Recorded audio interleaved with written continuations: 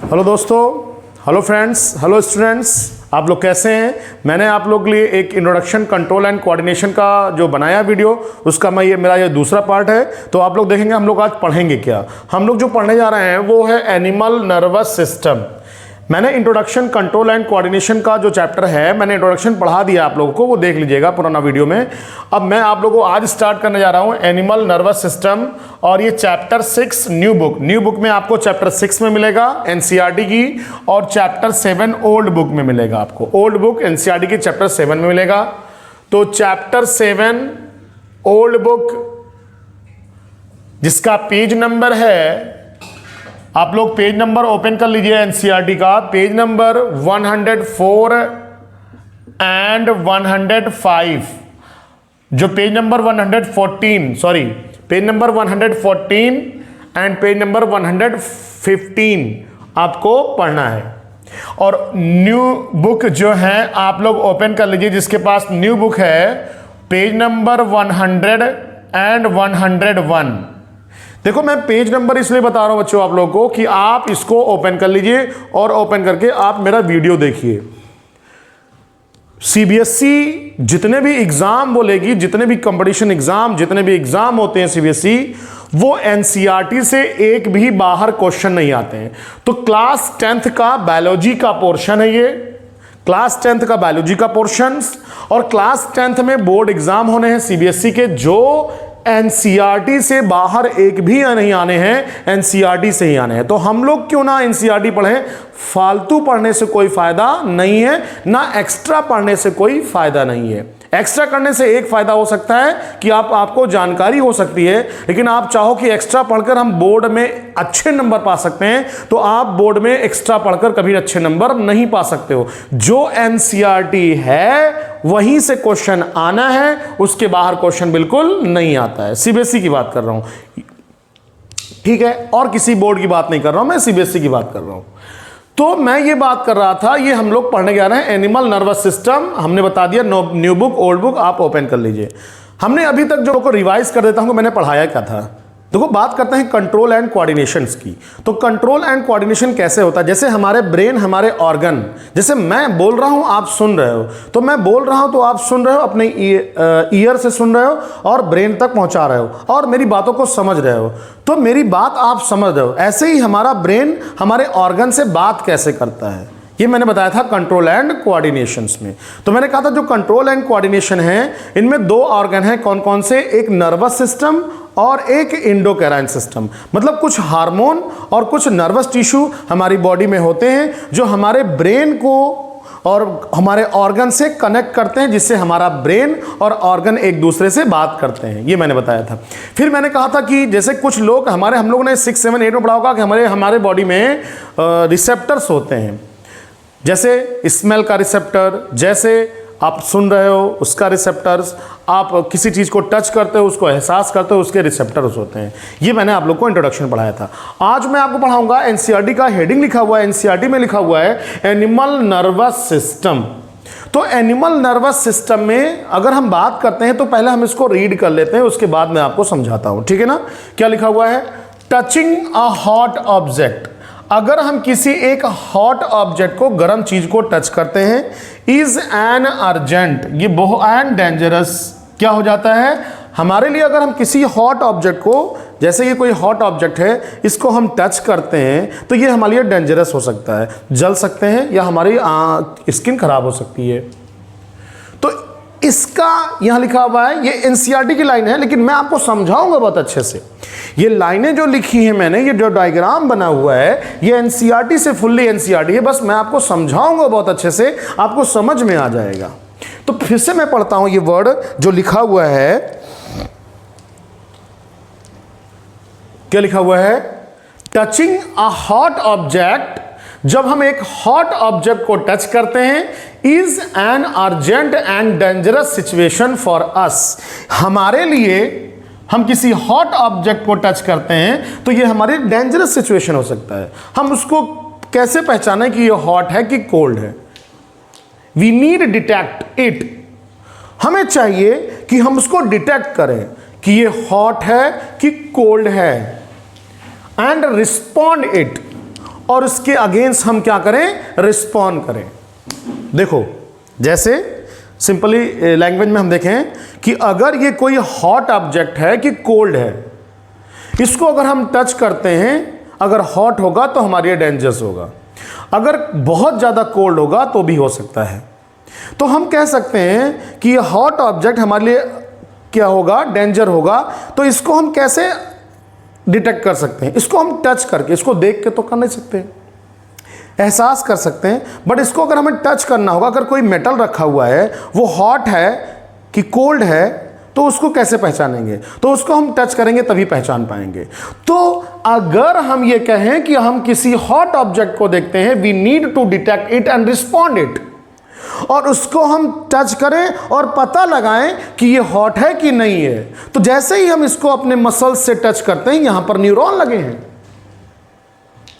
जैसे ही अपने मसल से हम टच करते हैं यहां पर न्यूरॉन लगे हैं, और ये न्यूरॉन लेकर जाते हैं हमारे ब्रेन को और वापस लेकर आते हैं हमारे इस पोर्शन पर, और हमें पता चल जाता है कि किसी ये जो ऑब्जेक्ट है ये हमारे लिए हार्मफुल है या हमारे लिए डेंजरस है।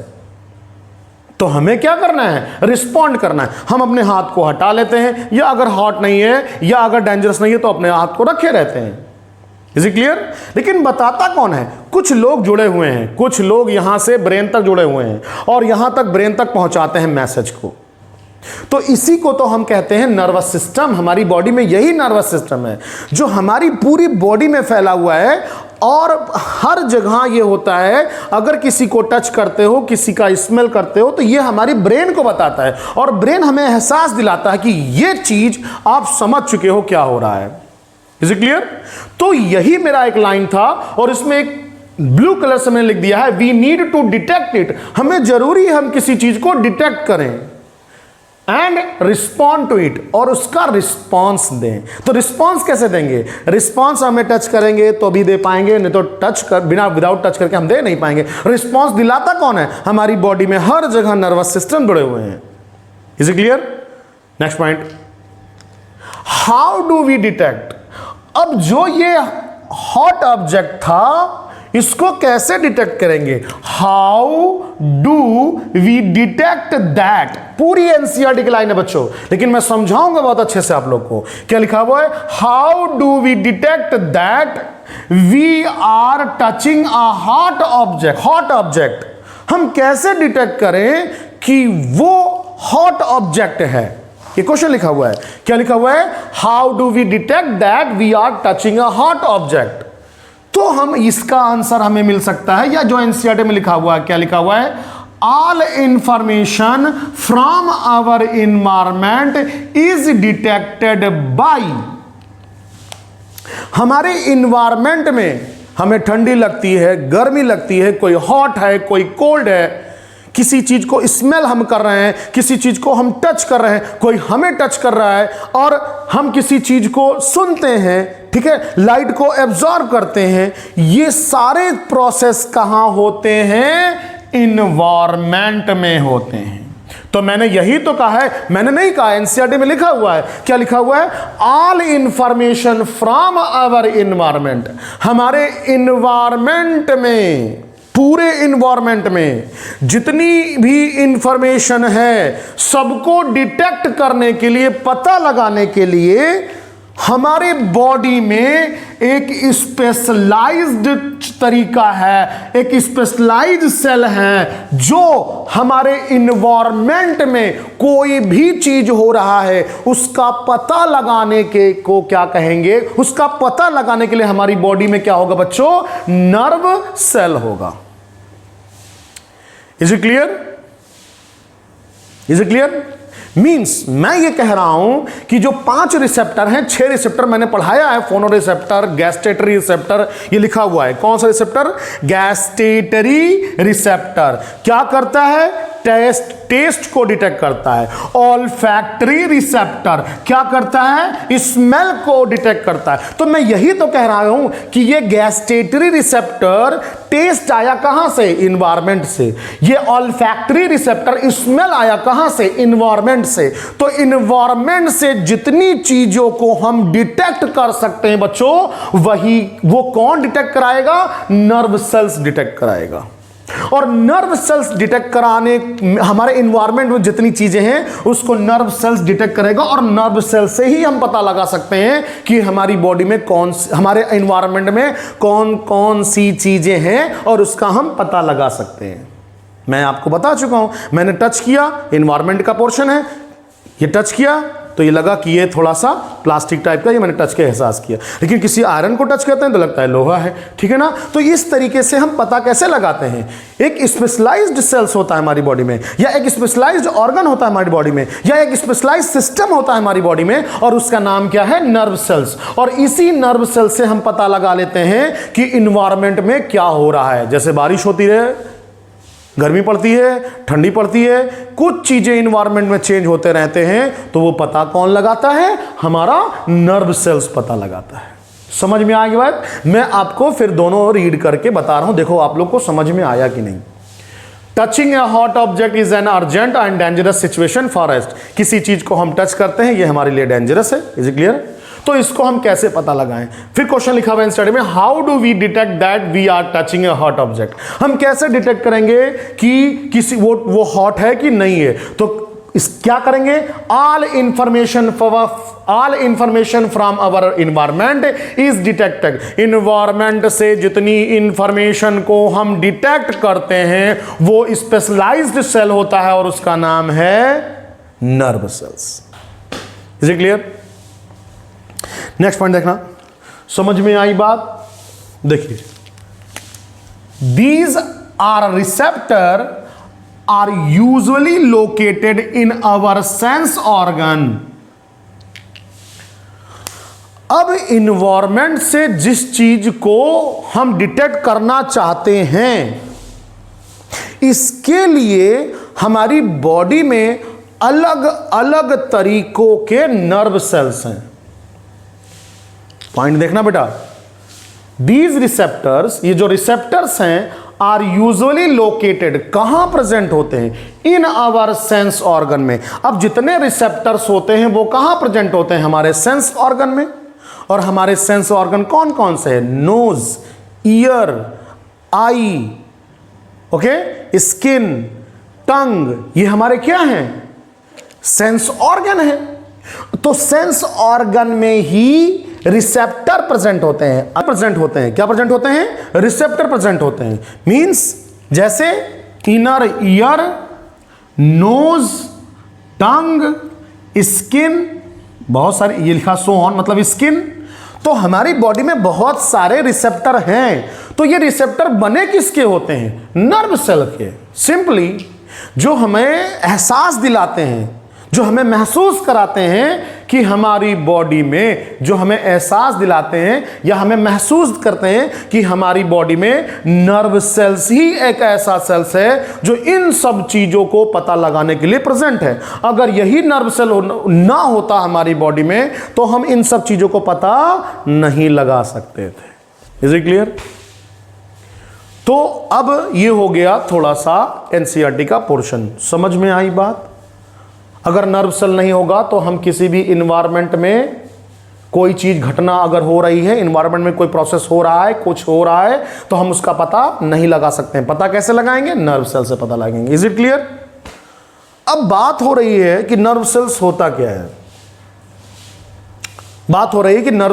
क्या है। तो बहुत सारे नर्व सेल्स आपस में मिलकर हमारी बॉडी में ब्रेन और नर्वस सिस्टम से जुड़े होते हैं। ये एक नर्व सेल्स बना हुआ है। नर्व सेल्स में सबसे पहले पार्ट को हम बोलते हैं सेल बॉडी, जो कि एनसीईआरटी में लिखा हुआ है। दूसरे पार्ट को हम बोलते हैं एक्सॉन। क्या बोलते हैं? एक्सॉन। और तीसरे पार्ट को हम बोलते हैं नर्व एंड, जो एकदम लास्ट में मिला हुआ है, नर्व एंड। अगर इसको समझना है तो और देखो, जैसे देखो इधर, सपोज दैट एक न्यूरॉन है, ये एनसीईआरटी में बना भी है, जो मैंने यहां बनाया हुआ है, अभी इसको भी समझाऊंगा। ये दूसरा न्यूरॉन है, क्या बच्चों, ये दूसरा न्यूरॉन,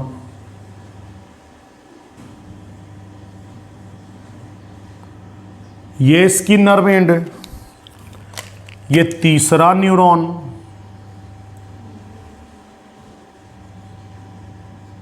ये इसकी नर्व एंड, ये चौथा न्यूरॉन, ये इसकी नर्व एंड। इट मीन्स कहने का मतलब हमारी बॉडी में बहुत सारे न्यूरॉन ऐसे जुड़े होते हैं। तो न्यूरॉन के स्ट्रक्चर में बहुत ज़्यादा हम लोग को स्टडी नहीं करना है, क्लास 10th में बहुत सफिशिएंट है बच्चों, यही बना दोगे एग्जाम में यही आ जाएगा। ऐसे आप देख लीजिए, मैंने एनसीईआरटी का डायग्राम बनाया है, मैं अभी समझा रहा हूँ, एनसीईआरटी का ही डायग्राम बना हुआ है, और एनसीईआरटी से एक चीज़ ज़्यादा पूछता नहीं है। तो आप देख लो क्या क्या चीज़ें होती है न्यूरॉन में। न्यूरॉन के सबसे पहले पार्ट को जो यहां होता है, ये देखो, इसको हम बोलते हैं डेंड्राइट्स। याद कर लो, क्या बोलते हैं, डेंड्राइट्स। तो ये वाला जो पोर्शन है, ये देख रहे हो आप लोग, इसका नाम है डेंड्राइट्स। बोलो, बात समझ में आई। इस न्यूरॉन में एक छोटा बड़ा सा न्यूक्लियस होता है, जिसको कहते हैं न्यूक्लियस। न्यूक्लियस तो ये पोर्शन है जिसे न्यूक्लियस बोलते हैं। और न्यूक्लियस जहां होता है, इसको हम बोलते हैं सेल बॉडी, या कहीं लिखा होगा साइटोन। तो दो पार्ट समझ में आ गया। पहला पार्ट बोलो कौन सा है, मैं नंबर 1 लिख दे रहा हूं। सबसे ऊपर क्या प्रेजेंट होगा, बोलो डेंड्राइट्स। दूसरा क्या प्रेजेंट होगा, सेल बॉडी। और जो ये लंबा सा प्रेजेंट है, इसका नाम है एक्सॉन। क्या नाम है बच्चों, एक्सॉन। और लास्ट में जो है उसका नाम है, इसका नाम क्या बोल देंगे, नर्व एंडिंग। क्या बोल देंगे, नर्व एंडिंग। तो 4 पार्ट आप याद रखो और 4 पार्ट आपको याद रखना है। अगर बनाना है तो बहुत आसान तरीका है। अगर आपको एक नर्व बनाना है तो ऐसे आप सर्किल करिए और एक ऐसे 2-2 करके ऐसे जोड़ दीजिए, ऐसे करके 2-2 जोड़ दीजिए, बीच में बड़ा सा एक्सॉन बना दीजिए, लास्ट में क्या हो गया, न्यूरॉन हो गया, नर्व एंड हो गया। चलो, इसके सबसे पहले पार्ट का नाम बोलो। ए बराबर डेंड्राइट, बी बराबर साइटोन या सेल बॉडी, सी बराबर एक्सॉन एंड डी बराबर नर्व एंड। फिर से सुनो, ए बराबर ये जो पोर्शन है डेंड्राइट्स, ये जो पोर्शन है इसका नाम साइटोन या सेल बॉडी, एनसीईआरटी में लिखा हुआ है। ये पोर्शन का नाम एक्सॉन, और लास्ट में क्या होगा बच्चों, नर्व एंड। अब ऐसे एनसीईआरटी में क्वेश्चन पूछ लेगा, बोर्ड में क्वेश्चन ऐसे ही पूछेगा। ये डायग्राम आपको दे देगा, कहेगा ए बी सी डी, बस है क्या, आइडेंटिफाई द डायग्राम। पहले तो आइडेंटिफाई करिए इस डायग्राम को, और इनके ए का क्या नाम है, बी का क्या नाम है, सी का क्या नाम है, डी का क्या नाम है। यही तो हुआ नर्व सेल्स। अब नर्व सेल्स का काम क्या होता है, इन्वायरमेंट में जो भी चीजें हो रही हैं उनको डिटेक्ट करना, पता लगाना। Is it clear. तो एक लाइन जो लिखा हुआ उसको हम लोग देख लेते हैं, जबकि मैं समझा चुका हूं प्रीवियस वीडियो में, लेकिन लिखा क्या है, एनसीईआरटी की लाइन है, इसमें देख लो। सो गैस्ट्रेटरी रिसेप्टर्स विल डिटेक्ट टेस्ट। एकदम एक लाइन में एक क्वेश्चन पूछ लेगा कि हमारी बॉडी में टेस्ट को डिटेक्ट करने वाले रिसेप्टर का नाम बताओ, तो कहेगा गैस्ट्रेटरी रिसेप्टर। अब देखो इधर, ये जो रिसेप्टर है वो मसल से जुड़ा होता है। जैसे बच्चों देखना, ये हमारे फिंगर हैं, यहां पर रिसेप्टर हैं। तो जब रिसेप्टर जुड़े हैं तो किसी हॉट और कोल्ड चीज को हमने टच किया तो यही तो रिसेप्टर लगा हुआ है, यही रिसेप्टर यहां लगा हुआ है। अब ये रिसेप्टर लेकर जाएगा हमारे ब्रेन को, और एक लेकर वापस आएगा हमारे ब्रेन को, और पता चल जाएगा कि, लेकिन ये काम बहुत तेज होता है, तो पता चल जाएगा कि हमने इसको टच किया, या हमें किसी ने टच किया, तो एक लेकर जा रहा है रिसेप्टर और एक वापस लेकर आ रहा है, तो हमें पता चल गया कि टच, लेकिन ये काम बहुत तेज हो रहा है। तो यहां कौन प्रेजेंट है? रिसेप्टर प्रेजेंट है। वैसे टंग में, हमारे टंग में क्या प्रेजेंट है? रिसेप्टर, और इस रिसेप्टर को क्या बोलेंगे? गैस्टेटरी रिसेप्टर। टंग में जो रिसेप्टर प्रेजेंट है उसे क्या बोलेंगे? गैस्टेटरी रिसेप्टर। अब ये टंग से सीधे कहां जाएगा? ब्रेन में, और फिर वापस पता चलेगा कि अच्छा ये कड़वा है, मीठा है, अलग अलग टेस्ट बताएगा हमें। कौन सा रिसेप्टर? गैस्टेटरी रिसेप्टर। क्वेश्चन आ जाएगा कि हमारी बॉडी में टेस्ट को कौन डिटेक्ट करता है? बोलो, गैस्टेटरी रिसेप्टर। और गैस्टेटरी रिसेप्टर किसको डिटेक्ट कर सकता है? टेस्ट को। दूसरी एनसीईआरटी में लिखा हुआ है स्मेल, हम किसी चीज को स्मेल करते हैं तो हमारे नोज में एक रिसेप्टर लगा हुआ है जो ब्रेन से कनेक्ट है, लेकिन वो रिसेप्टर किस चीज का बना हुआ है? नर्व सेल्स का। तो इन्वायरमेंट में क्या हो रहा है? कोई चीज हो रही है और स्मेल हो रहा है, उसको हमारे नोज ने क्या किया? रिसीव किया। नोज में रिसेप्टर है, उस रिसेप्टर का नाम बोलो, ऑल्फैक्टरी रिसेप्टर्स। और ये हमें ब्रेन को एहसास दिलाता है कि ये कैसा है? स्मेल है, अच्छा स्मेल है, बैड स्मेल है, ठीक है ना? Is it clear? अगर उस ब्रेन तक ना पहुंचे नर्व सेल्स तो हम पता लगा सकते हैं? नहीं लगा सकते हैं। लेकिन रिसेप्टर का काम होता है, रिसेप्टर का मेन काम है किसी चीज को ब्रेन तक पहुंचाना और डिटेक्ट करना। तो यही तो नर्व सेल है। लेकिन इन सबको डिटेक्ट करने का काम करा कौन रहा है? न्यूरॉन। कौन बच्चों? न्यूरॉन। मतलब इतनी बॉडी में मैंने इतनी चीज बोल गया, मैं मैं समझा गया, लेकिन ये सारा काम करा कौन रहा है? न्यूरॉन। और न्यूरॉन के कितने पार्ट बोलो बच्चों? ए बराबर टीलोडेंड्रिया, ए बराबर डेंड्राइट्स। अब न्यूरॉन के कितने काम बोलो बच्चों? ए बराबर डेंड्राइट्स, बी बराबर साइटोन, सी बराबर एक्सॉन, डी बराबर नर्व एंड। तो इतने होते हैं। अब मान लीजिए कोई रिसेप्टर यहां आया, कोई यहां पर इंपल्स आया। क्या आया? इंपल्स। मतलब इन्वायरमेंट से, जो यहां लिखा हुआ है, इन्वायरमेंट से कोई भी चीज आई तो उसको रिसीव कौन करेगा? न्यूरॉन। ठीक है? इन्वायरमेंट से कोई चीज आई तो उसको रिसीव करेगा न्यूरॉन। तो इसका मतलब सबसे पहले रिसीव करने वाला का नाम डेंड्राइट। समझ में आई बच्चों? सबसे पहले रिसीव करने वाले का नाम डेंड्राइट। डेंड्राइट किसी मैसेज को रिसीव करेगा, जैसे कि रिसेप्टर, मान लीजिए रिसेप्टर रिसीव करेगा, जो कि एक न्यूरॉन ही तो रिसेप्टर होते हैं। तो ये डेंड्राइट से रिसीव करेगा, कहां पहुंचा देगा? साइटोन में। डेंड्राइट से कोई मैसेज रिसीव किया, पहुंचाया कहां? साइटोन। साइटोन से होता हुआ कहां जाएगा? एक्सॉन में। और एक्सॉन से कहां पहुंचेगा? नर्व एंड में। अब इसके बीच में क्या होता है मैं आपको अगले वीडियो में बताऊंगा, लेकिन पहले ऐसे समझते रहना आप लोग। ये डेंड्राइट आया, कोई इंपल्स आया, कहां पहुंचा? किसने रिसीव किया? डेंड्राइट ने। डेंड्राइट से कहां गया? साइटोन में। साइटोन से कहां गया? एक्सॉन में। और एक्सॉन से कहां गया? नर्व एंड में। और नर्व एंड के बगल में फिर क्या लगा है? बोलो। एक नर्व एंड के बगल में क्या लगा हुआ है? ये लगा हुआ है दूसरे नर्व का डेंड्राइट। क्या लगा हुआ है? दूसरे नर्व का डेंड्राइट। तो ये इंपल्स यहां आया, फिर कहां गया? साइटोन में। फिर कहां गया? एक्सॉन में। फिर कहां गया? नर्व एंड में। फिर लास्ट दूसरे न्यूरॉन का क्या लगा हुआ है? डेंड्राइट।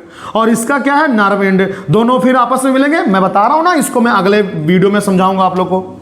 तो ये कहां पहुंचेगा, फिर साइटोन में, फिर साइटोन से कहां पहुंचेगा, नर्व एंड में, एक्सॉन में, एक्सॉन से कहां, नर्व एंड में, फिर दूसरा न्यूरॉन मिलेगा, उससे कौन मिलेगा, डेंड्राइट, कौन मिलेगा बच्चों, डेंड्राइट, डेंड्राइट से कहां जाएगा, साइटोन में, साइटोन से कहां जाएगा, एक्सॉन में, और एक्सॉन से कहां जाएगा, नर्व एंड में। अगर ये न्यूरॉन का ट्रांसफर किसी इंपल्स का, कोई इन्वायरमेंट में जो इंपल्स आ रहा था उसको एक न्यूरॉन, दूसरे न्यूरॉन, तीसरे न्यूरॉन, ऐसे मिलियन न्यूरॉन लगे होते हैं हमारी बॉडी में और कोई इंपल्स को ट्रांसफर करते रहते हैं। देखो जैसे ये मेरा इन्वायरमेंट से इंपल्स है, मैंने टच किया, टच करने के बाद यहां एक न्यूरॉन लगा है, फिर दूसरा न्यूरॉन, फिर तीसरा न्यूरॉन, फिर चौथा न्यूरॉन, फिर पांचवा न्यूरॉन, फिर यहां पहुंचा, यहां से ब्रेन को डिटेक्ट हुआ, फिर वापस एक न्यूरॉन आएगा, तीसरा, चौथा, पांचवा, छठा, सातवां, और हमें पता चल गया कि किसी ने टच किया है। लेकिन ये प्रोसेस बहुत तेज होती है, तो जैसे मैंने टच किया पता चल गया। Is clear? इसका मतलब इन्वायरमेंट से कोई चीज डिटेक्ट करना है नर्व सेल्स को, तो ये बहुत सारे नर्व सेल आपस में जुड़कर डिटेक्ट करते हैं। लास्ट में जैसे मैंने अपने यहां पर टच किया था ना, तो वो मसल्स तो होगा, तो यहां कौन टच अटैच होगा, मान लीजिए कोई अटैच है, मसल्स, तो अब मसल्स को पता चल गया। जैसे मैंने यहां पर सुई चुभाई तो एक न्यूरॉन ले जाने वाला और एक न्यूरॉन लाने वाला, ले जाने वाले को बोलते हैं सेंसरी और लाने वाले को बोलते हैं मोटर। ले भी ऐसे जाएगा जैसे मैंने बताया और लाएगा भी ऐसे, और हमें टच का एहसास होगा हमारे मसल्स को। अब इसी को एनसीईआरटी ने नाम दे दिया न्यूरो मस्कुलर जंक्शंस। क्या नाम दे दिया, न्यूरो मस्कुलर जंक्शन। जंक्शन का मतलब जुड़ना। देखना, इसको इरेज कर रहा हूं, देखना बेटा फिर से, यहां कोई मसल्स है, ये मसल्स है, अभी एक न्यूरॉन और दूसरा न्यूरॉन अटैच है, न्यूरॉन अटैच है, यहां एक न्यूरॉन और दूसरा न्यूरॉन अटैच है, तो न्यूरॉन अटैच है, मैसेज गया, फिर एक न्यूरॉन दूसरा न्यूरॉन अटैच है, मैसेज गया, फिर एक न्यूरॉन दूसरा न्यूरॉन अटैच है, मैसेज गया, लेकिन लास्ट में तो मसल्स मिलेगा ना, मसल्स मिलेगा या ग्लैंड मिलेगा, तो इस नर्व को इस मसल से जोड़ने वाले को ही हम कहते हैं न्यूरो मतलब न्यूरॉन, मस्कुलर मतलब मसल्स, और जंक्शन मतलब जुड़ना। तो मसल्स जहां न्यूरॉन से जुड़ता है, मसल्स जहां बच्चों न्यूरॉन से जुड़ता है, उसे बोलते हैं न्यूरो मस्कुलर जंक्शंस। मसल्स जहां न्यूरॉन से जुड़ता है, न्यूरॉन से मसल्स जहां जुड़ रहा है, उसे कह देंगे neuro muscular junctions. Is it clear? समझ में आई बात?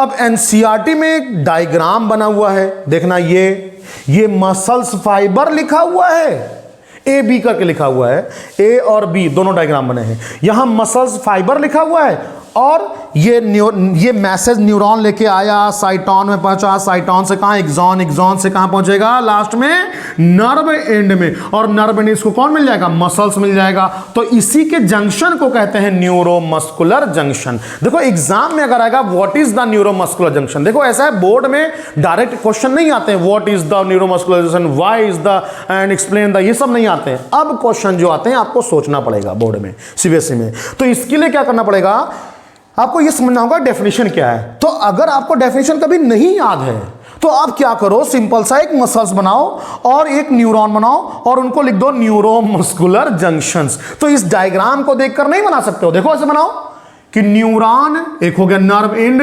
Connect to the muscles, nerve end connect to the muscles is known as neuromuscular junctions. कितने भी न्यूरॉन जुड़ेंगे लास्ट में मसल्स से जुड़ना होगा क्योंकि ये मैसेज पहुंचाना होता है, तो ये हो गया न्यूरोमस्कुलर जंक्शंस। अब ये चीज एनसीईआरटी की page number 100, new book 100, 101, old book 114, 115 में लिखा हुआ है। और ये इंपॉर्टेंट भी है। मैंने जैसे बताया कि ये नर्व के आप लोग कौन कौन से नर्व के नाम याद कर लो।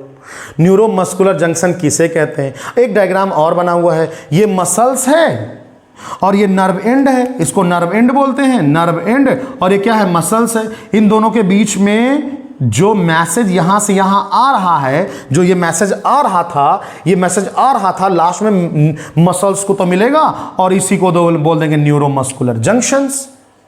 मैंने क्या किया है? इसी को उठाकर यहां बना दिया, इसी को उठाकर यहां से कट करके यहां बना दिया, कोई दिक्कत नहीं है। तो ये हो गया नर्व एंड, ये वाला नर्व एंड लास्ट में, और ये क्या होगा? मसल्स, ये हो गया मसल्स, तो इसका नाम हो गया न्यूरोमस्कुलर जंक्शंस। अब इसमें कैसे होता है मैं आपको नेक्स्ट वीडियो में बताऊंगा। ये पूरी एनसीईआरटी है, इसकी आप लोग स्क्रीनशॉट ले लीजिए या इसको आप लोग लिख लीजिए, ठीक है। और 1 बाय 1 मैं ऐसे आपको समझाता रहूंगा। क्वेश्चन भी कैसे आते हैं मैं लास्ट बताऊंगा कि क्वेश्चन कैसे आते हैं और कैसे आप समझ सकते हो। Thank you.